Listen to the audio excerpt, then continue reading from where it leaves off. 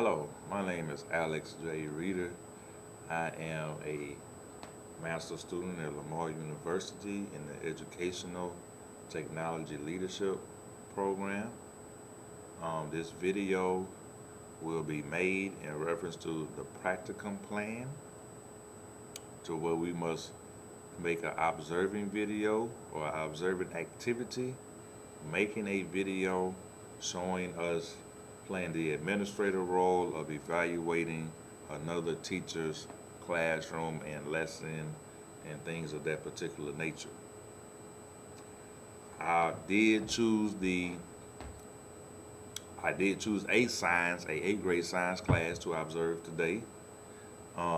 This observation video is being made for the EDLD 5311 class as part of my practicum plan, which was agreed upon with my mentor as stated earlier. Also, today's lesson will be my first time having an opportunity to evaluate another teacher on a professional level, not just an observe and sit in for me to try to learn from a master teacher being a new teacher. This is from a different perspective of an administrator trying to see the strengths and weaknesses of the lesson cycle that the teacher delivered, also of any other classroom management or resource issues that may be present in that classroom, so we can help the teacher move forward in a successful, efficient way. The actual lesson, as mentioned earlier, is of an eighth grade science class. It is a regular class, regular level, not honors, not inclusion of special ed or anything of that nature. The class is pretty much students. The teacher is a veteran science teacher. I do expect to see a lot of great things in this lesson today. I expect to see a class fully engaged and following the approved lesson plan for this campus. I expect to see innovative ideas, a lot of technology being used, a lot of hands-on activities. I know that the teacher will touch on all the various learning styles and will differentiate the instruction to make sure she addresses all the different learning styles. Now, the lesson itself will get into the periodic table. She will go into the histories and the background of the periodic table. The people that came up are the designers of the periodic table, and then how it is actually set up. She will go through all the different groups and the periods. She will talk about the atomic weight, the atomic numbers, how many neutrons, electrons, protons, the valence, energy levels, all these various aspects of things you want to know about the periodic table. So again, I'm looking forward to this observation, this evaluation. I do feel like it will be a great opportunity for myself to test out the skills I believe I have already as an administrator. Enjoy the video.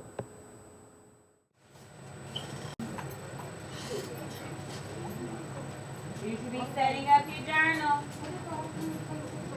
Go to the next page. My pages might be up.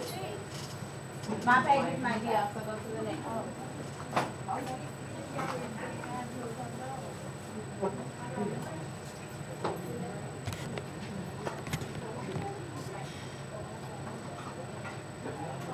Carlos, you got yourself done?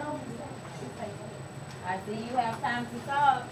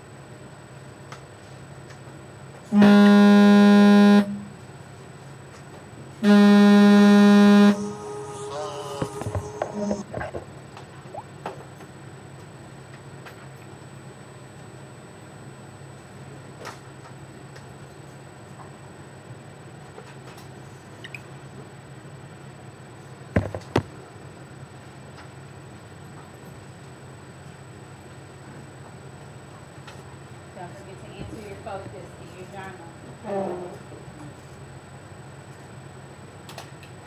Just write it down, write your answer to it.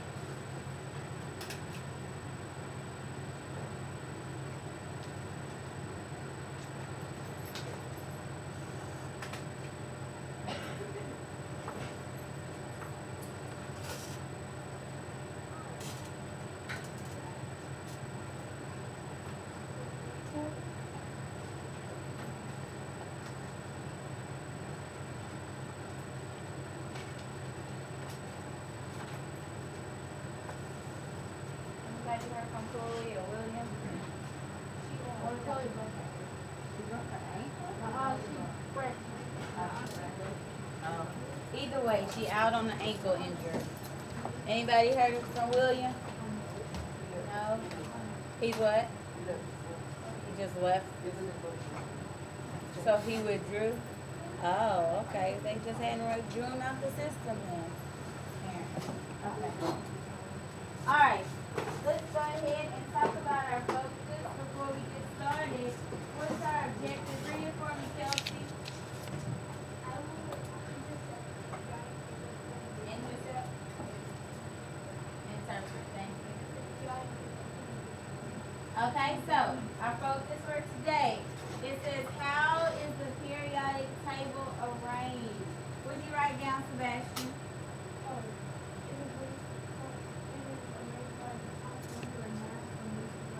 Okay, very good. It's arranged from it by its atomic number and mass from least to greatest. Christian, would you put?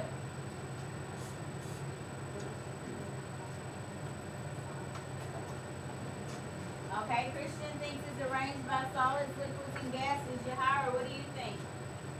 It's separated by the dark and line over here that looks like a stair. Separated by the metals and non-metals. Okay, she says it's by metals and non-metals. All right, what do you say, Kathleen?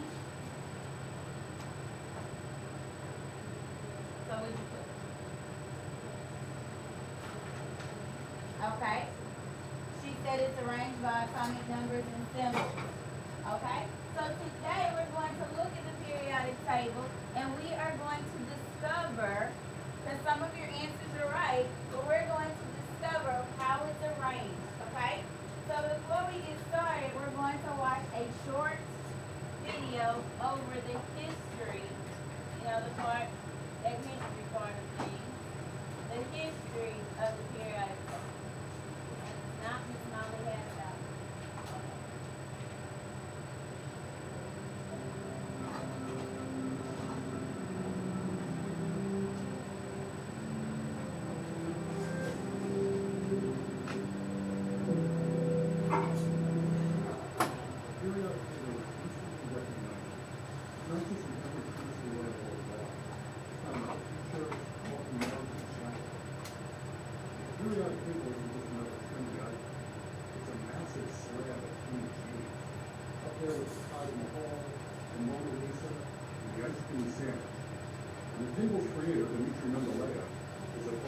Science anyway.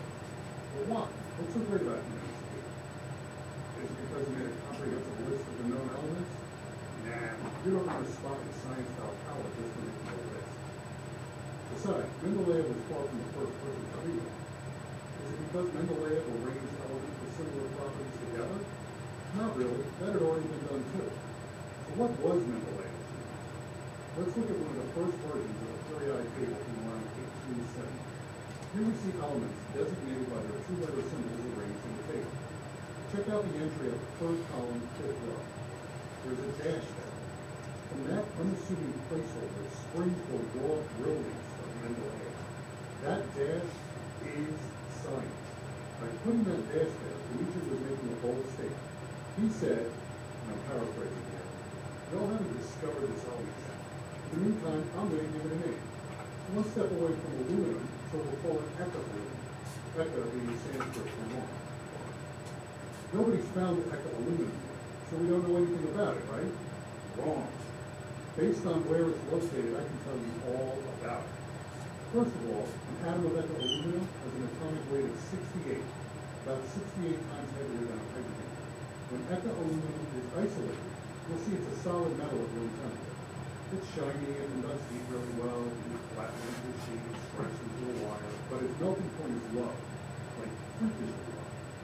Oh, and a cubic centimeter of it will weigh 6 grams.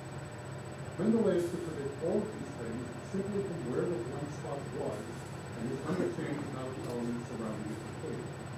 A few years after this prediction, a French guy named Paul de Bois-Vauban discovered a new element in ore samples and named it gallium, after gold, the historical name for France. Gallium is one step away from aluminum on the periodic table. It's eco-aluminum. So were Mendeleev's predictions right? Gallium's atomic weight is 69.72. A cubic centimeter of it weighs 5.9 grams. It's a solid metal at room temperature, but it melts at a paltry 30 degrees Celsius, 85 degrees Fahrenheit.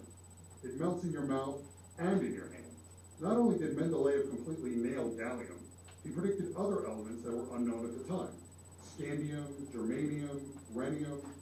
The element he called ecomanganese is now called technetium. Technetium is so rare it couldn't be isolated until it was synthesized in a cyclotron in 1937, almost 70 years after Dmitri predicted its existence, 30 years after he died. Dmitri died without a Nobel Prize in 1907, but he wound up receiving a much more exclusive honor. In 1955, scientists at UC Berkeley successfully created 17 atoms of a previously undiscovered element. This element filled an empty spot in the periodic table at number 101 and was officially named Mendelevium in 1963. There have been well over 800 Nobel Prize winners, but only 15 scientists have an element named after them. So the next time you stare at a periodic table, whether it's on the wall of a university classroom or on a $5 coffee mug, Dmitri Mendeleev, the architect of the periodic table, will be staring back.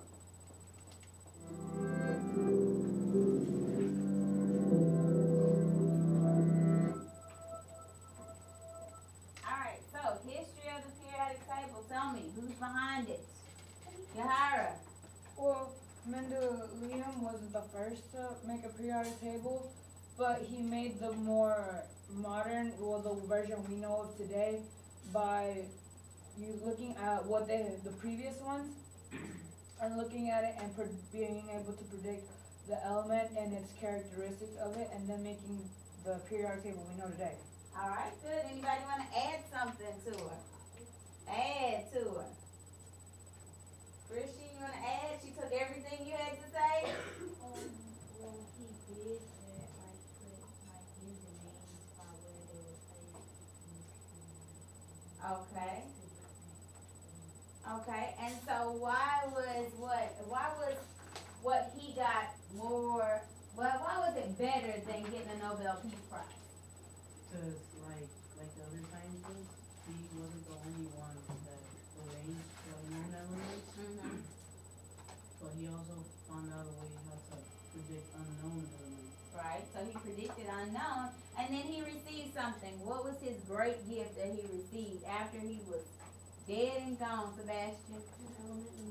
An element named after him. So on the periodic table, if you look at it, it says his element was which one? Mendeleevium. Mendelevium, 101. And what does that 101 tell us? Uh-oh. Atomic numbers. Okay, and what does that tell us, Gustavo? I see 101 is the atomic number. What does that tell me? The number of protons and electrons. That's the number of protons and electrons that his atom has, okay? So, when we think about the periodic table, the history, we're going to think about Mendeleev, okay? Alright, so that will bring us to our notes today on the periodic table. We're going to do just some basic notes, although our foldable isn't basic. The first thing I need you to do is take this periodic table out. It actually says periodic table of elements on the top. And I want you to cut everywhere you see my purple line. So that dark black line, go ahead and cut that out. Once you cut it out, you're going to glue it on page 29. 29.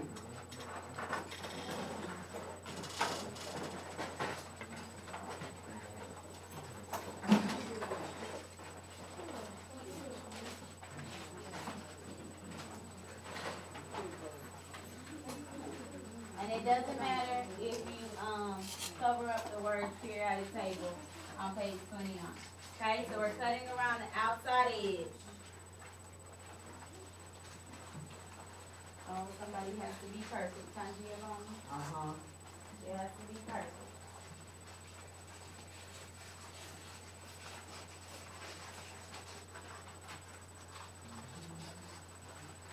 Page 27 is from my other class, so don't disregard 27.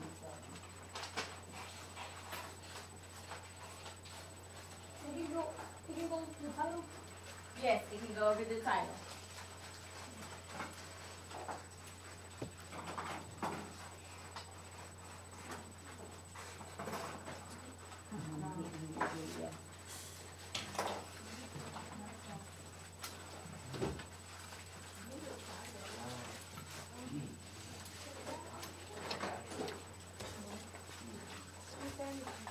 Yes, Can it be sideways?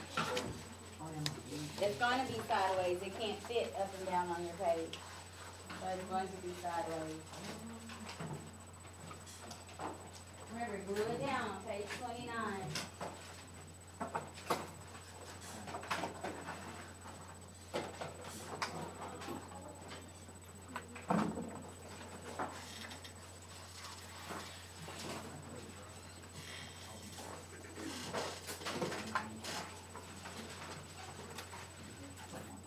Alright, for my speedsters who have it glued on page 29, you are going to take your page that has your vocabulary on the front, you're going to also cut around the purple, cut around the dark lines on your page with the vocabulary.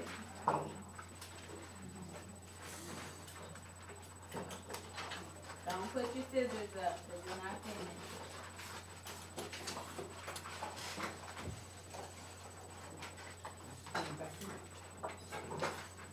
Cut it from the front side. That's the back side. Cut it from the front side. Yes, on the black line, around the front. You gotta have it in purple. Actually, it's supposed to be yellow, so the string turned to purple.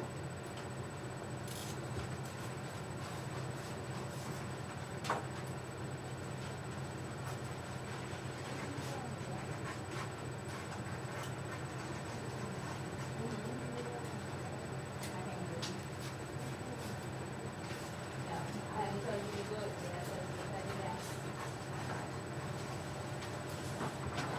You're not gluing that top page yet, you're just cutting it out.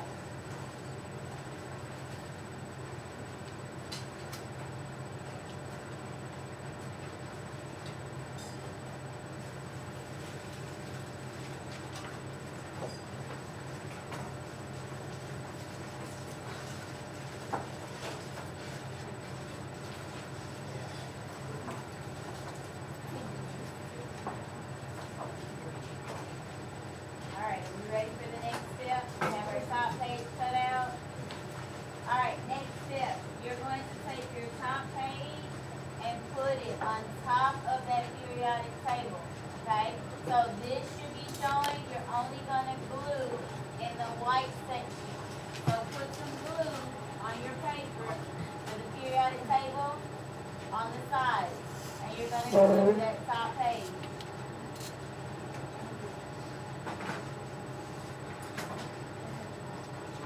Do not put glue in the middle, because you see you have words in the middle. Put your glue along the two back sides, and you're gonna glue it on top. If you have a question before you glue, raise your hand so I can make sure you don't do it wrong. And we have to start over.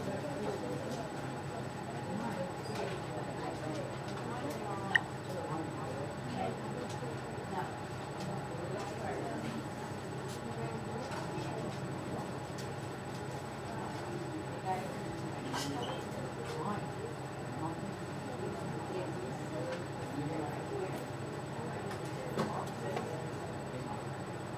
Make sure when you put it on top of your periodic table that it lines up right.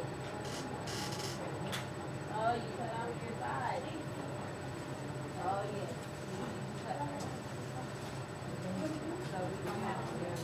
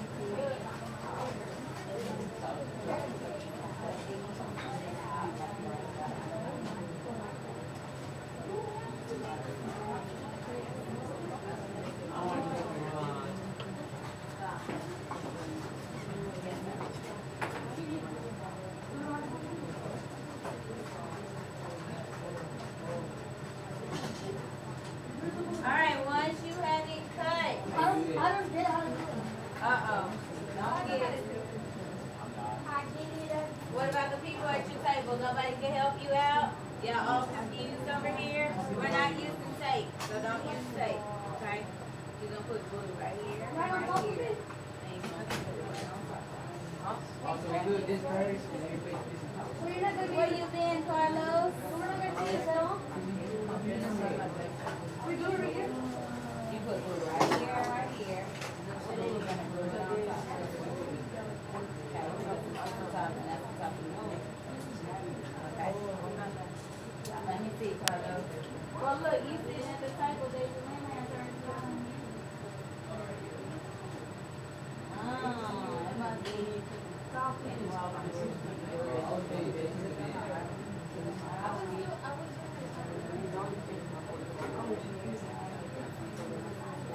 All right, we up with you. All right.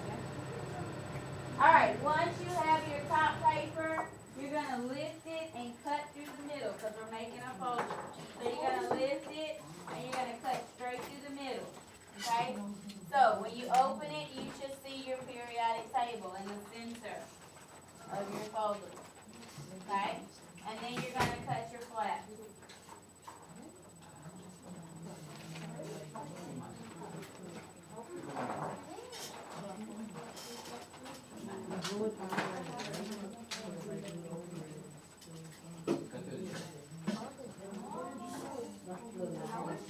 Why don't you use your ruler, huh? Okay. So use the ruler. Oh wow, just for that. Wow.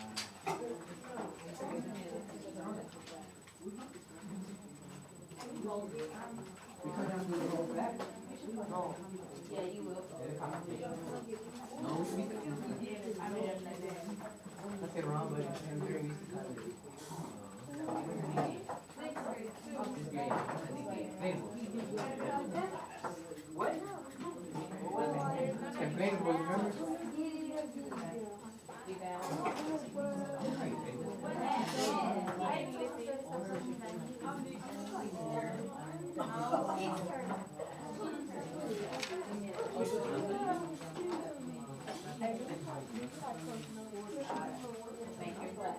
No. Let's talk about Why?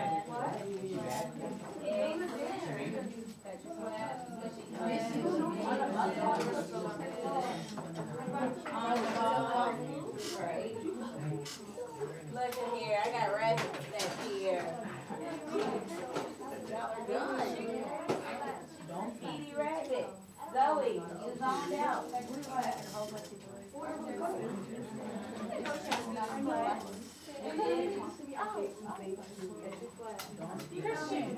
All right,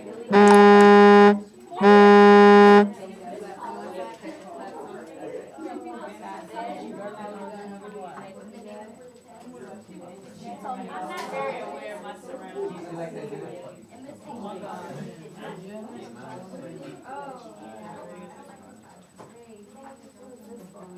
Good?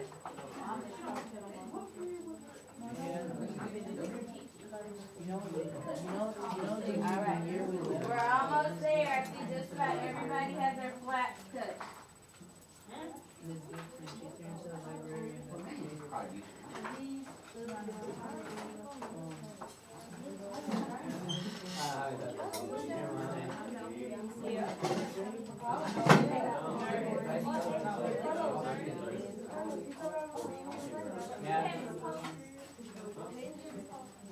Hey, quítalo más, quítalo más. You give me here.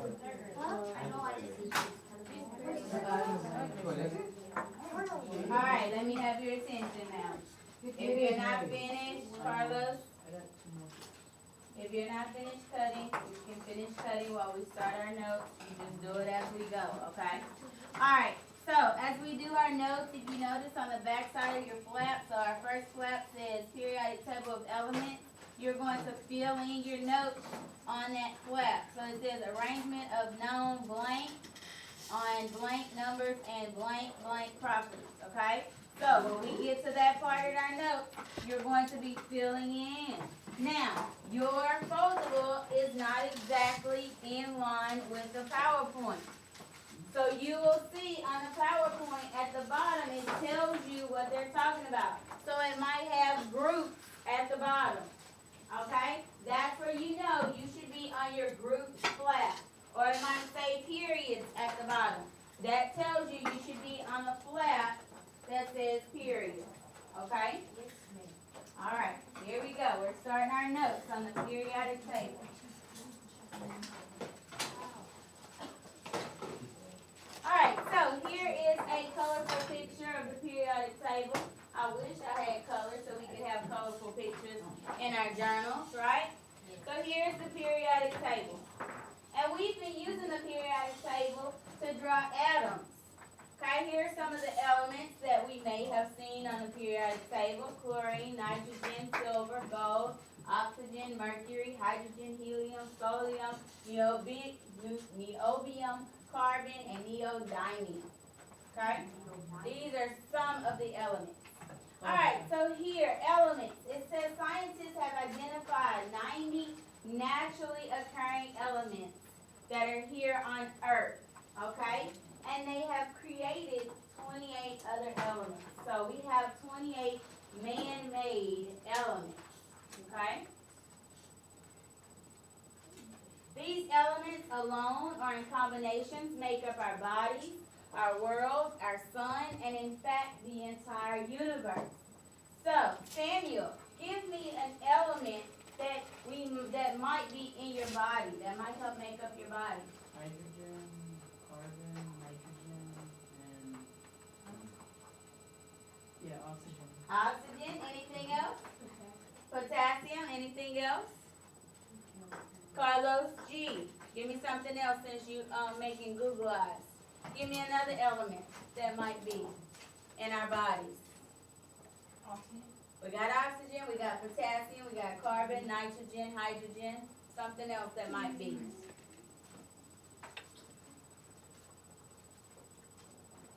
Give them a chance. Put your hands down. Give them a chance. Anything look familiar on there?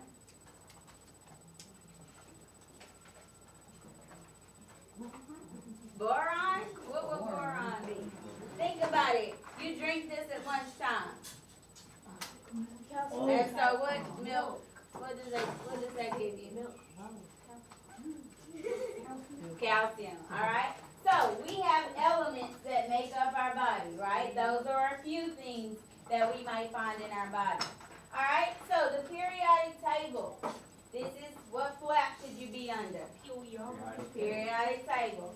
Periodic table is the arrangement of the known elements based on atomic number, chemical, and physical properties. So those of you who said atomic number, you are correct. And then we also have them based on their physical and chemical properties. Our periodic table is divided into 3 categories. I remember Yahara said they're separated between metals and nonmetals. That 3rd category is the metalloids.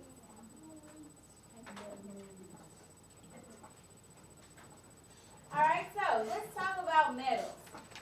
Metals are good conductors of heat and electricity.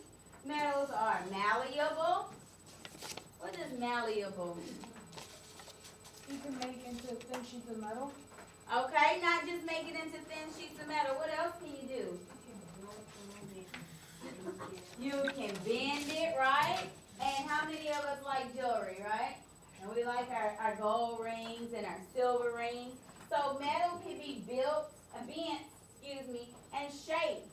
Okay, so that's what malleable means. It can be bent and shaped. Metals are shiny. There's some metals in this room. Caleb, show me a metal that's in this room. Our scissors, exactly. Our scissors are a metal.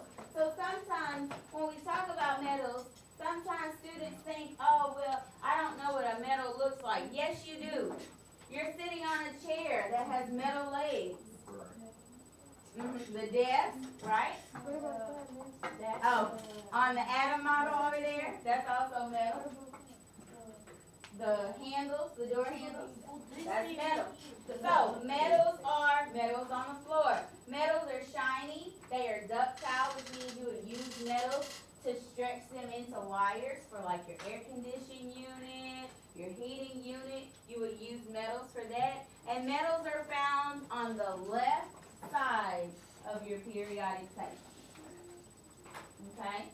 Left side. So Ariane, tell me a metal that you see on the left side of the periodic table. Just give me one.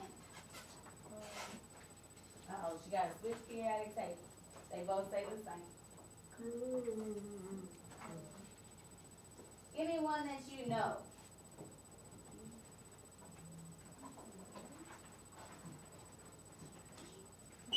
Let me see where you're looking so we make sure we're on the left side. Oh, she went all the way down. Oh. Barium. Okay, barium is a metal. Yes. Give me another metal, Gustavo. Titanium. Titanium. Yes. Titanium. Give me another metal, Christian. Aluminum. Wow, that's something we know of. I see a Dr. Pepper can back there. Aluminum, right? Aluminum foil, right? Give me another one, Kathleen. Silver is a metal, right? So you see all of those elements that we just talked about are on the left side of our periodic table. And if you look at the screen, you see everything that's green is a metal. So what is our periodic table mostly made of? It's mostly made of metals. That is a question. Okay? That is a question. No, you're not talking. I know, it's so tempting, but no, not really. Alright, so properties of non-metals. Non-metals are not conductors. I can't talk. Non-metals are not good conductors of heat and electricity. They're brittle, they break easy, they are dull and not shiny. Okay? So, a non-metal would be, let's say, oxygen. Okay? Can you break oxygen? Why not? Huh? It's a gas? Okay. Is oxygen shiny? Okay. Alright, what if I combined oxygen with carbon? You think I could break it then? Carbon dioxide. Think I'd be able to break it then? Anybody saw dry ice before? Yeah. Okay, dry ice is carbon dioxide in a solid form. Oh, so you can break it. So you can't break it. Alright. Non-metals are found on the right side of the periodic table. So on the left you have the metals, on the right you have the non-metals. Oxygen, helium, nitrogen, neon,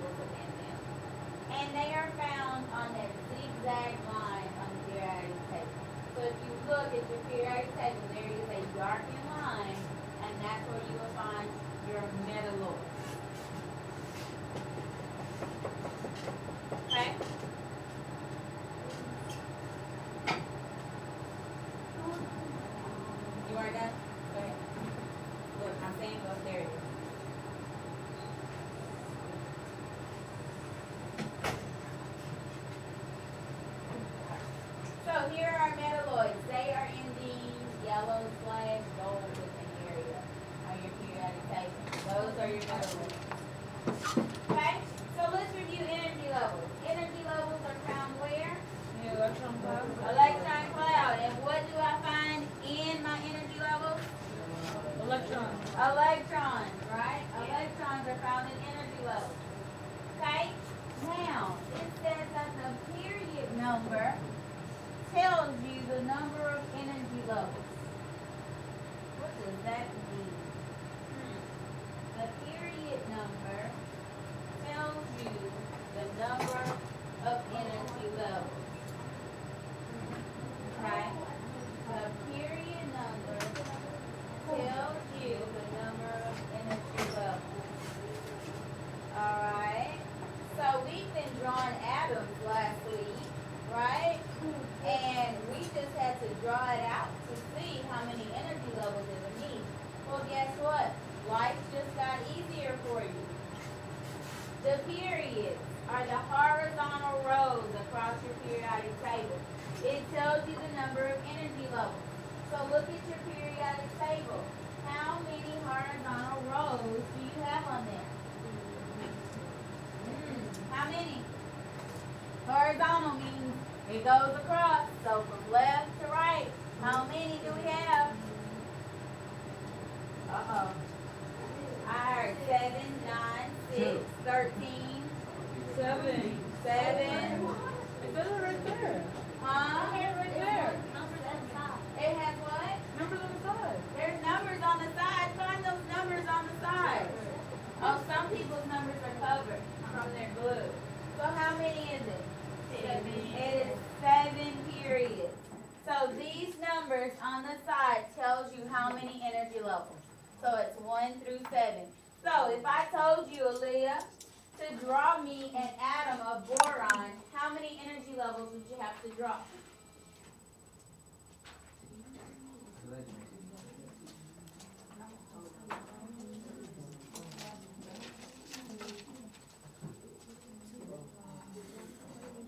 Two energy levels.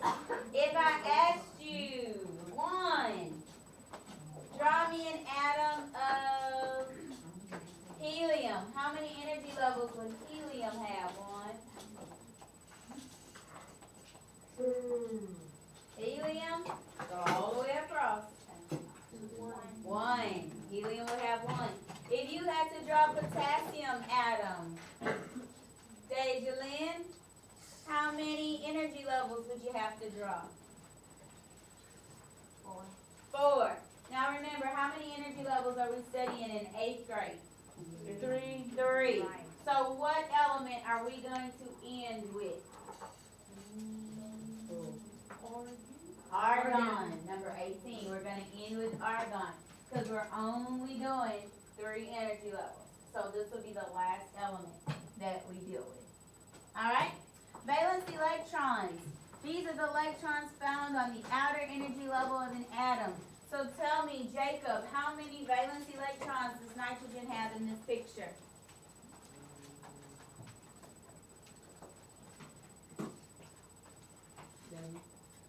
How many valence? Remember, valence is that last energy level. This is your first energy level. And then this is the last energy level. So how many electrons?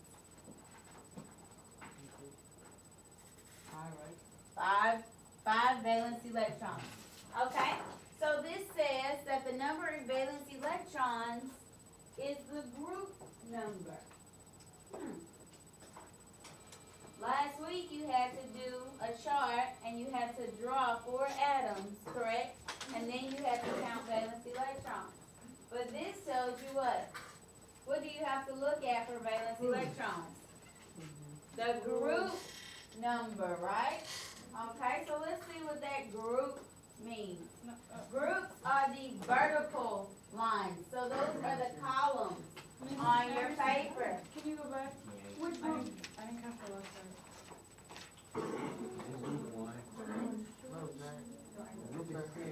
One? Oh, does this have to say 1? Yes, you must drop the 1. Alright, so groups run vertical on the periodic table. So look at your periodic table. Vertical means that they are the columns on your periodic table. Okay?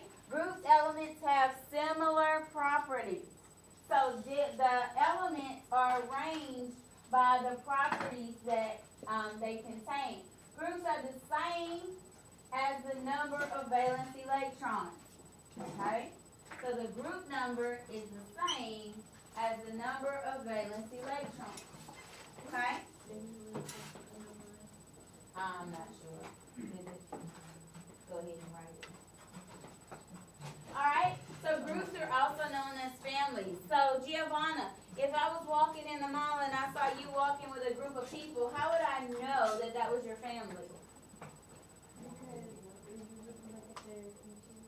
Okay, I will look at the features, right? Because y'all might have the same hair color, y'all might have the same nose, or the ears, or the lips, right? Okay, and so I would say that has to be Giovanna's daddy, because look, she's a carbon copy, right? Well, it's the same with elements.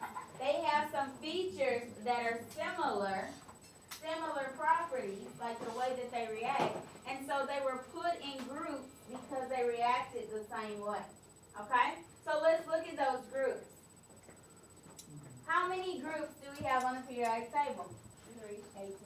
18. Thank you, Ariana. 18. You see the numbers at the top? 1, 2, 3 through 12. I'm not going to count. 13, 14, 15, 16, 17, and 18. So there's 18 families. 18 groups or families on your periodic table. So if I were to ask you a question and say, Bronson, what element is similar to helium? What would you tell me? What element is similar to helium? Helium's number 2. Okay, you would say neon, right? Because neon is in the same family with helium. Okay, you could have told me argon, or krypton, or xenon, or radon.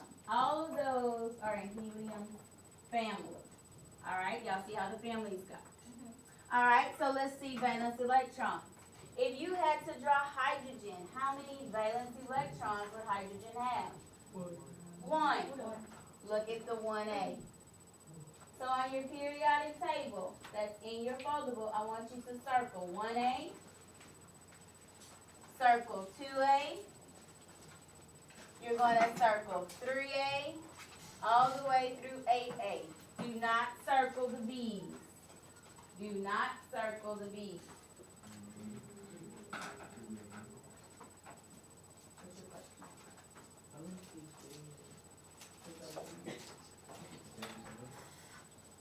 Do not circle the B's. So you see the number next to the A. That tells you how many valence electrons the element in that group, that family has.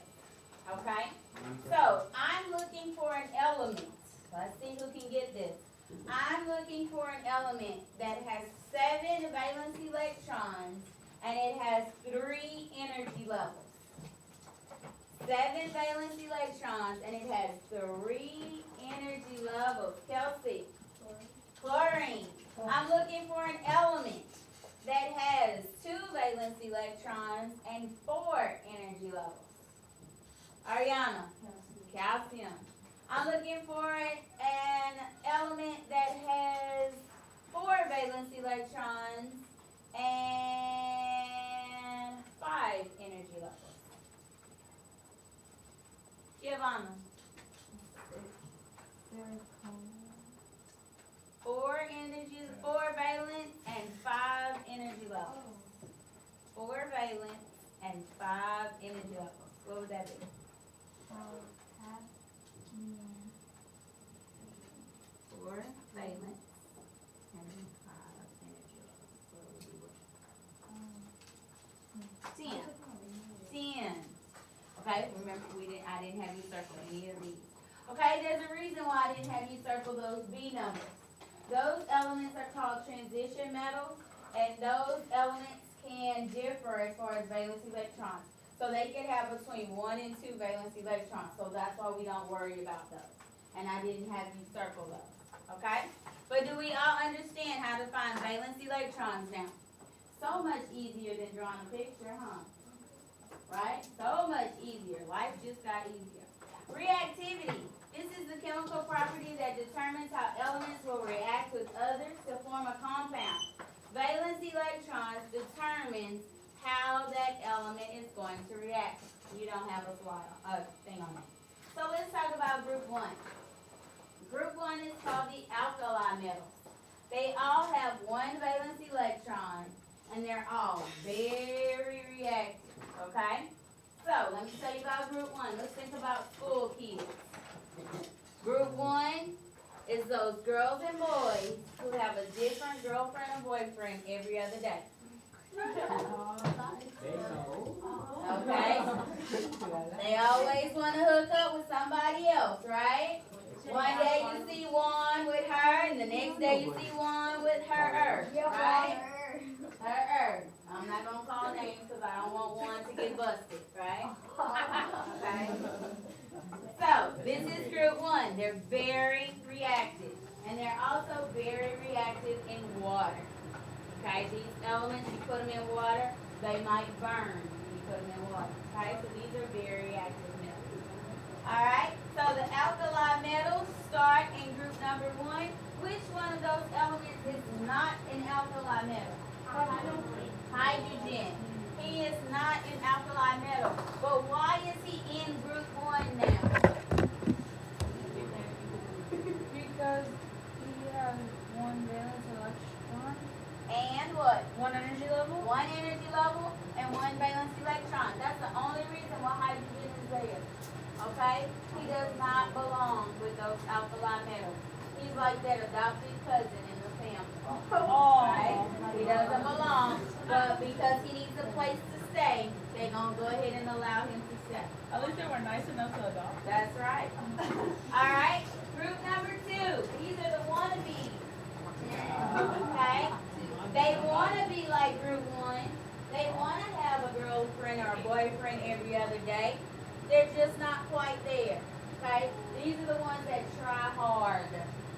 Right? They're always in your face. And, oh, Jacob, you're so cute. And Jacob walks away. Okay, right? All right? So, these alkaline earth metals are found in the earth. They have 2 valence electrons. They're reactive, but they're less than group 1. So that's why I say they're wannabes. They want to be very reactive. They want to be like group 1, but they aren't necessarily. Alkaline earth. Alkaline earth metals. Alright? And here's group number 2. It starts with beryllium all the way down. That's the alkaline earth metal. Okay? Alright, transition metals, that's that group I told you we would be working with a lot. These metals have a valence electron between 1 or 2. That's that little center section. You have, I can't read my screen. Alright, you have scandium all the way to zinc. So this whole little section will be your transition metals from here to here, transition. Okay? Alright, the boron family is named after the first element. What's the first element in group number 13? Boron. So the boron family is named after boron. He's first, y'all gotta take my name. Right? They have how many valence electrons? 3.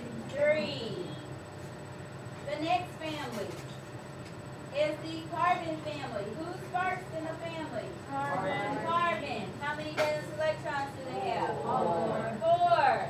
What's the next family? Nitrogen. How many valence? 5. What's the next family? Oxygen. Oxygen. How many valence? 6. And the next family? Chlorine. Strong. These are the halogens. Halogens. These are non-metals. They have 7 valence electrons. They react violently with group number 1, probably because group number 1 is taking their boyfriends and girlfriends, right? So they react violently with group number 1, the Halligans, group 17. Okay? So group 1 is a very active metals. Group 17 is a very active non-metal. Okay? So that's something you need to remember. Group 1, very active metals. Group 17, very active non-metals. My battery's starting to go out. Alright, and the last group, this is one of my favorite groups. This is the stuck-up kids at the school, right? These are the noble gases. They don't like anybody but themselves. They like to stay to themselves. Okay? They all have 8 valence electrons except for helium, because helium only has 2. That means their outer shell, their outer energy level is full. They don't need any more, so they don't need another element. None of these react with any other element. Okay? So helium stands alone. You never hear of anybody saying they're going to make a helium-oxygen balloon, right? They just say a helium balloon, right? Neon, they never say they're going to make a neon carbon sign, do they? No, they say they're going to make a what? A neon sign. Alright, so those noble gases, group number 18, are those that stand alone. Okay? They stand alone. Alright, so what you're going to do for your independent practice today, you have 2 pages. You have a periodic table that has some lines on it, and you're going, what is this mess, right? You will be color coding your periodic table. This is the periodic table. This is your periodic table that you're going to be working with. Okay? You have lines on there with alphabets. You also have a color key that you're going to be doing. I'm going to be passing out your instruction sheet. Guess what, ladies and gentlemen? You have to read in order to complete your periodic table. Do not come to Miss Anderson and say, what do I color this? Everything is on your paper. You have to read to know what to color. Okay? Alright, I'm not finished. Hold on. I'm not finished. After you have colored your periodic table, and it is perfect because you guys all know how to read, right? And it's perfect, and you've done your color key. I actually want you to put the colors in, don't write the words, okay?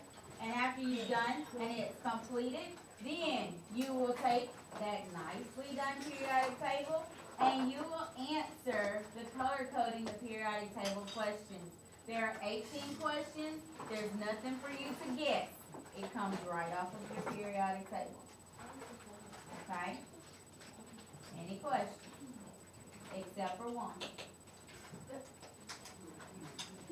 Alright, go ahead and get started. As soon as I give you directions, here one, come look at it on my screen.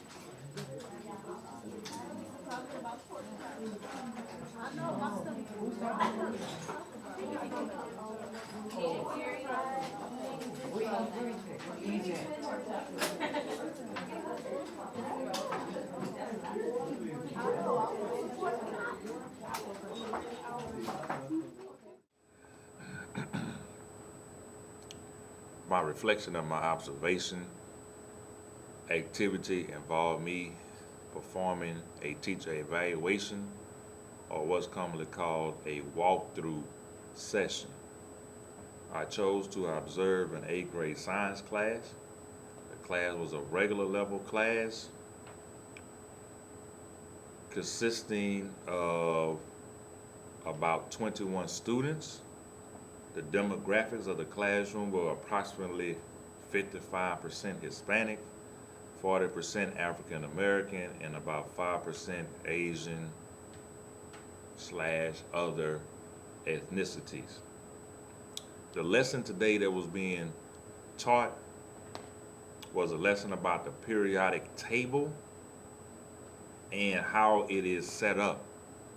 meaning the periods and the groups and these different things, these different natures, elements and things of that nature. I took a seat on the side of the class to be as invisible as possible, to not be an interruption to learning. The class is very involved. It was both teacher and student led with the use of technology, a lot of technology, as in our class we have in-focus machines, we have these visualizers where we can lay things down to view whole books or whole worksheets or other items on the visualizer to show it through the screen so all students in the classroom can view that object. Overall, the activity itself was a great activity. There was a lot of interaction between the teacher and the students. Every child stayed involved, engaged, participated. The teacher made sure she touched on all the different ways of differentiating your instruction. She did a great job in those areas. Now, my feelings of the video and the activity itself, leading up to the video, days, even weeks, knowing the video was coming, I was very, very apprehensive, very anxious, and in some cases nervous about some of the requirements and some of the things that I needed to have to make sure my video and this activity can be a complete success. When I walked up to the classroom and had my seat, situated myself, my emotions changed from being a little anxious, a little nervous possibly, to being at ease. Inside the classroom is my comfort zone. So of course, once I was in the classroom, I was ready to go, ready to see what the class was about for the day, what the lesson would be actually involving, and how the interaction would be between the students and the teacher. Once the lesson started, my feelings switched to somewhat excitement, because again, I'm in my comfort zone. I'm in a position of learning and teaching, even though I am the administrator observing only for this activity. But honestly, I was hoping my video came out good and didn't shut off or something of that nature. That was a concern moving through the whole video. Will I make it through the 30 minutes, through the 40 minutes, through the 50 minutes to get to the end and have enough video to, if I needed to edit it down, I could do so. But once we got in there, 20, 30 minutes in there, I mean, it was like it was natural. Didn't even consider the video camera on me or anything else. Was watching the end of the students answering questions, asking questions, helping out their classmates through peer tutoring, or they were stations in groups of about 4 to 5 students. So it was a lot of good positive things going on in that classroom. At the close of the lesson, I felt real good. I felt that, I had a successful video that was completed. I didn't have any of the issues happen to me that I was concerned about coming into the video. I left with a sense of accomplishment and completion. So it was just a good experience. First time really sitting down, trying to observe and then evaluate another teacher. Now, my evaluation of the class and the teacher and the students itself was great. I felt like the entire class was very well engaged, as I stated earlier. I felt like the teacher followed the approved lesson plan that we follow on this campus, which is to start off with the focus of the day, maybe a bell ringer to get the kids hooked in or what's going to be taught. Then you go through the process of actually teaching the lesson, have the opportunity to do different learning styles, different differentiation of the information. So every learning style of the student could be addressed in the classroom and nobody is left out or left to the side.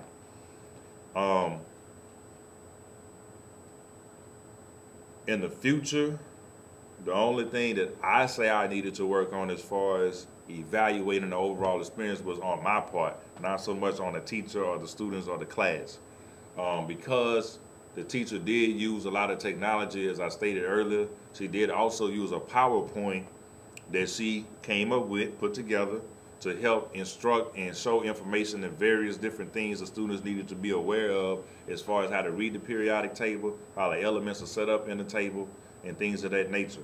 So in the future, I need to make sure I'm aware that the lights may be cut off in the classroom. So if I am making a video, I can have a little small light source to make sure my video stays well lit to where my face or whatever else is being videotaped can be shown easily.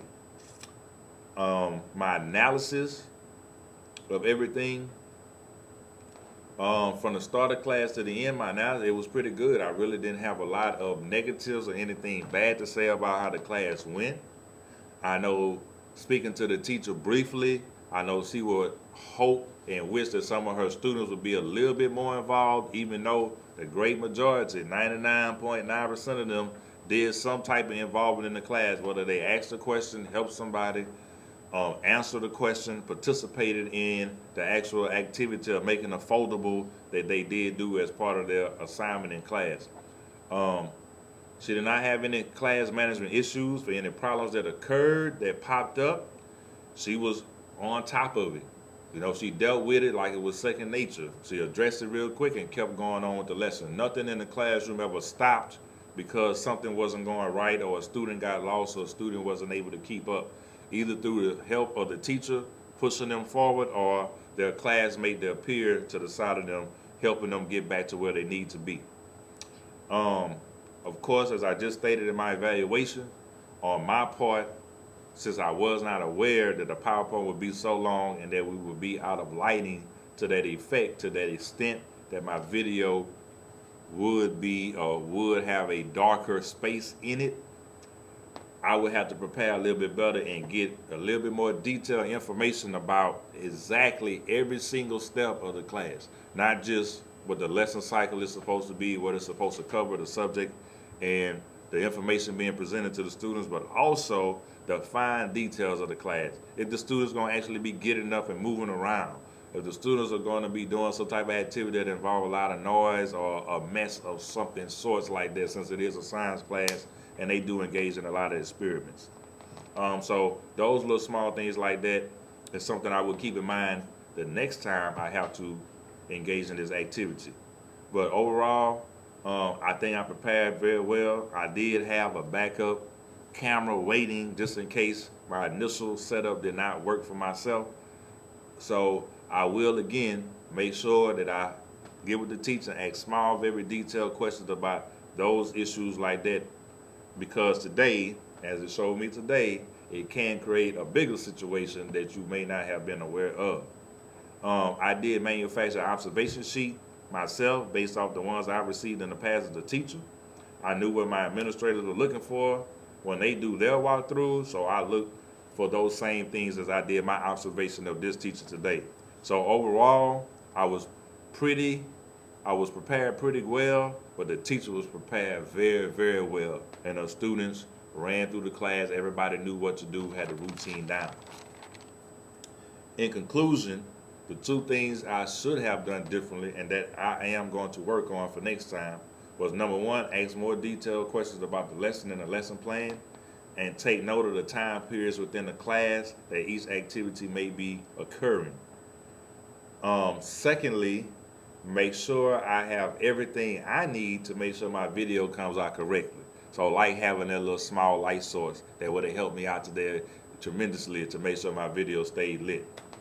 My action plan, my plan of action for if I had to repeat this activity would be just to change a couple of small things as mentioned in the last few minutes.